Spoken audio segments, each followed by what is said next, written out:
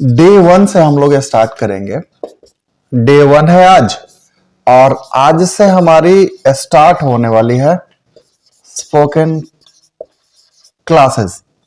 देखो, दूसरे लोगों की तरह मैं दावा नहीं कर सकता हूं कि मैं आपको 10 दिन 20 दिन 50 दिन में आपको स्पोकन करना सिखा दूंगा।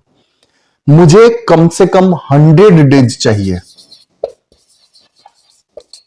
क्योंकि एक टॉपिक से आप स्पोकन नहीं सीख सकते हैं। कोई एक चीज जान करके आप सोचे कि मैं ट्रांसलेशन में बेटर हो जाऊं, आप सोचे कि मैं ग्रामर में बेटर हो जाऊं, तो आप स्पोकन नहीं सीख सकते। आपको अंग्रेजी बोलनी आएगी ही नहीं, ये लिख लो। 10 दिन 15 दिन की चीजें नहीं है ये, बहुत सारी चीजें हैं। सारी चीजों को एक एक करके बड़े अच्छे से समझना होगा, और जब बड़े अच्छे से किसी चीज को समझते हैं ना, तो उसमें समय लगता है, उसको टाइम देना पड़ता है, तभी वो चीजें आपको समझ में आएंगी। और जब आप किसी चीज को बड़े अच्छे से समझ पाएंगे ना, तो एक्सक्यूट करने में आपको प्रॉब्लम ही नहीं होगी। तो ये 100 डेज का हमारा वर्क होने वाला है।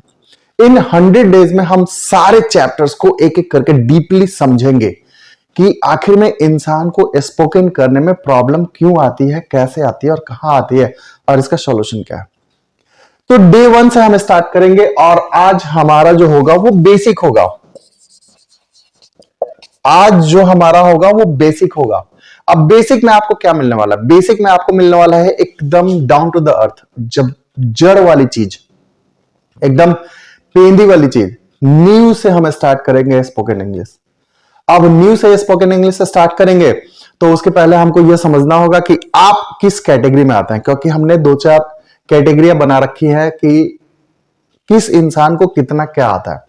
अब जैसे कुछ ऐसे लोग होते हैं जिनको अंग्रेजी आती ही नहीं है, वो ABCDEFGH को देख के समझ जाएंगे कि ये अंग्रेजी है, वो जीरो है, नील बटा सन्नाटा है।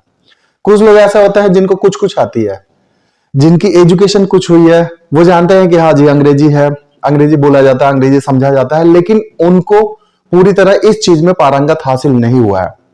तो ऐसे लोग लेवल 2 में आते हैं, कैटेगरी 2 होता है इनका।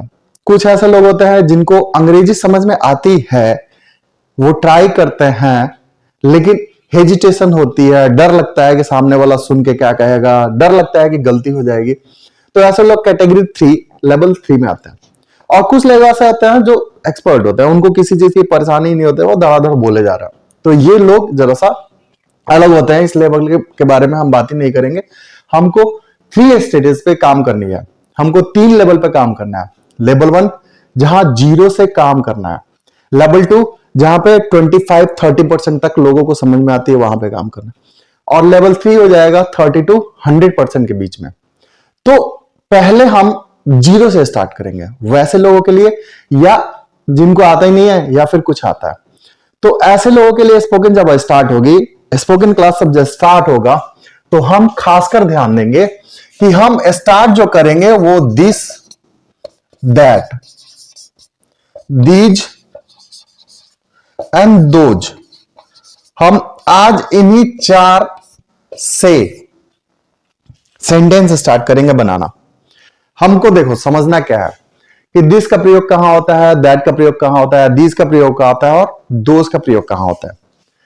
दिस का प्रयोग होता है जब कोई ऑब्जेक्ट आपके नियर हो, जब कोई वस्तु आपके नियर हो, तो हम वहां पे दिस का प्रयोग करते हैं। दैट का प्रयोग वहां पे होता है जब कोई ऑब्जेक्ट आपके से दूर हो। फिर दीज नियर हो, और दैट दूर हो, ये ए है। दिस का प्रयोग होता है सिंगुलर नंबर के लिए, दैट का भी प्रयोग होता है सिंगुलर नंबर के लिए, और दीज एंड दोस का प्रयोग होता है प्लूरल नंबर के लिए। देखना प्रॉब्लम है, जरा सा अपने पास स्मार्ट बोर्ड नहीं है, वरना स्लाइड करके मैं आपको अच्छे से समझा देता। जगह कम है, मिटाने में भी समय लगेगा, तो छोड़ो, जो भी है अच्छे से समझेंगे। बहुत अच्छे से समझना है चीजों को, और इन फ्यूचर हो भी जाएगा, ऐसी बात नहीं है, बस आप लोगों का सपोर्ट चाहिए। देखो, दिस का प्रयोग वहां पे होता है जब कोई ऑब्जेक्ट हमारे पास में हो और वो सिंगुलर नंबर में हो। अगर ये प्रेजेंट टेंस में है तो इज का प्रयोग होता है, या फिर आर का प्रयोग होता है।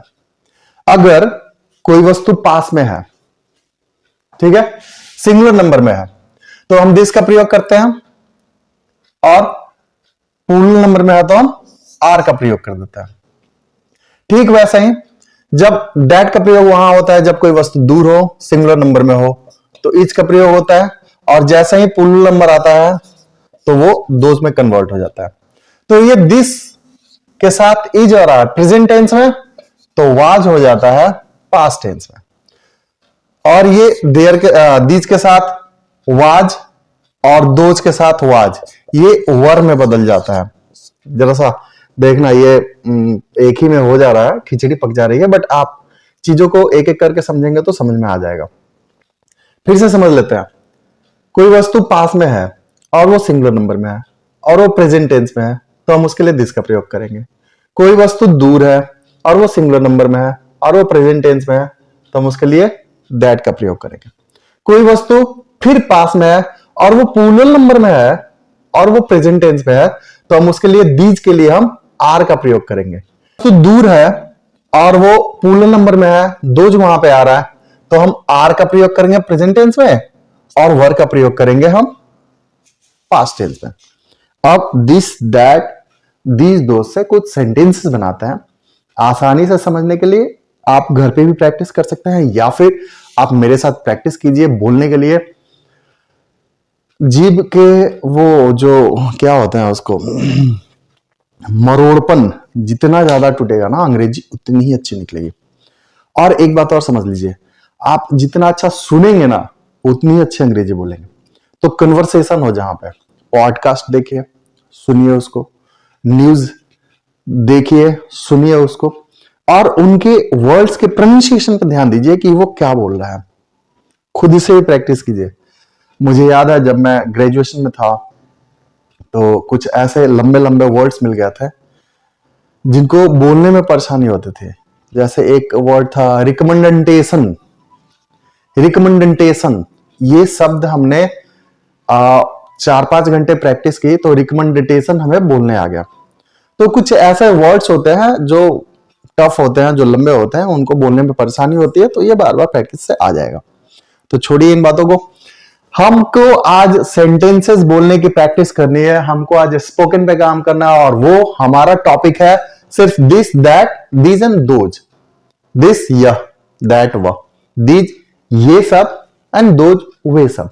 दिस पास के लिए सिंगुलर नंबर में, दैट दूर के लिए सिंगुलर नंबर में, दीज पास के लिए सिंगुलर प्लूरल नंबर में, दोज दूर के लिए प्लूरल नंबर में, इज और आर जब प्रेजेंट टेंस में हो तो वहां पे प्रयोग करेंगे, वाज और वर जब पास्ट टेंस में हो तो हम वहां पे प्रयोग करेंगे। तो अब देखिए, अब एक एग्जांपल देखते हैं, कुछ सेंटेंसेस को देखते हैं। This is a white board, this is a white board because it is near to me, so I can say this is a whiteboard. This is a marker. This is a marker. Understand? Try to understand what I want to say you. अब मैं भी अंग्रेजी बोलूंगा, गलती बोलूंगा, सही बोलूंगा। आप भी मेरे साथ अंग्रेजी बोलने की प्रैक्टिस कीजिए, गलती बोलिए लेकिन बोलने की प्रैक्टिस कीजिए, क्योंकि याद रखिएगा स्टेप हम जब लेते हैं, इनिशियल स्टेप जब हम लेते हैं तो वो हमसे गलत ही होता है, लेकिन गारंटी है कि जैसा ही अनुभव आता जाएगा आपकी अंग्रेजी बहुत अच्छी हो जाएगी। और ये मैं गारंटी के साथ कह सकता हूं कि एक समय आएगा जब आप अपने पीछे के लाइफ को देखेंगे ना, सोच में पड़ जाएंगे कि क्या मैं ऐसा था। लेकिन उसके लिए बदलाव लाने के लिए, बदलाव लाने के लिए आपको फर्स्ट स्टेप तो लेना ही पड़ेगा। तो स्टार्ट करते हैं फिर से। This is a white board, this is a white board, this is a pen, this is a pen, this is a whiteboard, this is a car, this is a sweater, this is a t-shirt, this is a wall, this is a clock, this is a book, this is a chair, this is light. This sentences बनाना आपके लिए आसान होगा। जब कोई वस्तु पास में हो तो हम इज का प्रयोग करते हुए दिस का प्रयोग कर देंगे। अब वही वस्तु अगर दूर हो तो हम डैट का प्रयोग करेंगे। कुछ सेंटेंसेस बनाते हैं। That is a bucket, that is a book, that is a chair, that is a pencil, that is a bag, that is a handkerchief. तो डैट का प्रयोग हम वहां करते हैं जब वस्तु दूर हो। इज का प्रयोग तो पता ही है, प्रेजेंट टेंस में करते हैं। अब this singular number, that singular number. अब दिस और दैट का प्लूरल होता है दीज एंड दोज। तो दिस मीन्स यह होता है, दीज मीन्स होता है ये सब। तो हम कह सकते हैं कि ये सब जूते हैं, दीज आर शूज। ये सब कलमे हैं, दीज आर पेन्स। ये सब बल्ब हैं, दीज आर बल्ब्स। ये सब किताबें हैं, दीज आर बुक्स। ये सब घड़ियां हैं, दीज आर क्लॉक्स। ये सब खिड़कियां हैं, दीज आर विंडोज। तो दिस सिंगुलर नंबर के लिए, दीज प्लूरल नंबर के लिए। अब दैट के बाद हम दोज का प्रयोग करना शुरू करेंगे। दोज में जब कोई वस्तु दूर हो, आर और वर का प्रयोग करेंगे साथ में। प्रैक्टिस कीजिएगा आप भी बोलने के लिए। घर में जाइएगा, चीजों को देखिएगा, स्कूल में जाइएगा, चीजों को देखिएगा, मार्केट में जाइएगा, चीजों को देखिएगा, वहां पे आप दिस, दैट, दीज, दोज का प्रैक्टिस कीजिएगा बोलने के लिए। इनिशियल स्टेप लीजिएगा, बोलने आ जाएगा। तो चलिए, दीज के बाद दोज का। Those were birds. Oh, those were rats. Those are pens. Those are chairs. Those are bricks. Bricks means ईंटें होती हैं। Brick means ईंट होता है, bricks means ईंटें होती है, बहुवचन। Oh. Those are notebooks. Those are boys. Those are girls. Those were teachers. Those were water bottles. Those were lunch boxes. Those were lunch boxes. क्योंकि those पूर्ण नंबर है। तो आप दिस, दैट, दीज, दोज का प्रयोग ऐसे कर सकते हैं। घर में पड़ी चीजों को देखिए, उनको बोलिए। जो वस्तु पास में है, दिस दैट का प्रयोग कर दीजिए, सॉरी दिस एंड दिस का प्रयोग कर दीजिए। जो वस्तु दूर में है उसके लिए दैट एंड दोज का प्रयोग कर दीजिए। अब देखिए, दिस का प्रयोग, स्पेशली दिस का प्रयोग, दैट का प्रयोग, दोज का प्रयोग एंड दीज का प्रयोग सिर्फ नजदीक और दूर की वस्तुओं को बताने के लिए नहीं किया जा सकता है। इनका प्रयोग पहचान करने के लिए भी किया जाता है। जैसे दिस इज माई पेन। अब यह कलम जो है, इसका संबंध मेरे साथ है। यह पहचान है कि यह कलम मेरा ही है। तो दिस इज माई पेन, यह कलम मेरा है। तो दिस का प्रयोग, दैट का प्रयोग, दीज का प्रयोग एंड दोज का प्रयोग क्या करते हैं हम? नजदीक और दूर के लिए नहीं करते हैं। इट शोज द आइडेंटिटी, यह पहचान भी बताता है। So if you want to speak fluently, you have to try it.